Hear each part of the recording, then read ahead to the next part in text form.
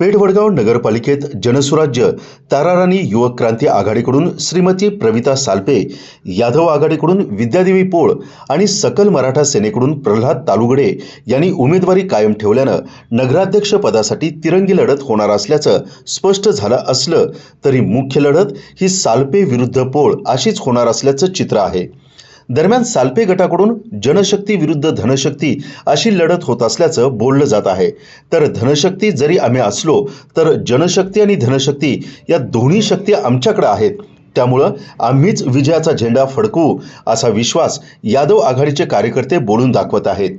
पेठ-वडगाव नगरपालिकेमध्ये जनसुराज्य पक्ष आणि ताराराणी आघाडीनं युवक क्रांतीसोबत आघाडी केल्यानं राजकीय समीकरणं नव्यानं बदलली आहेत।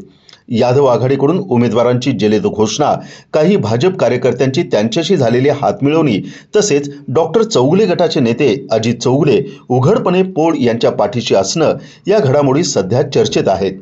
नगरसेवक पदाच्या 20 जागांसाठी 48 उमेदवार रिंगणात उतरले आहेत। एकूण 23,044 मतदार आहेत।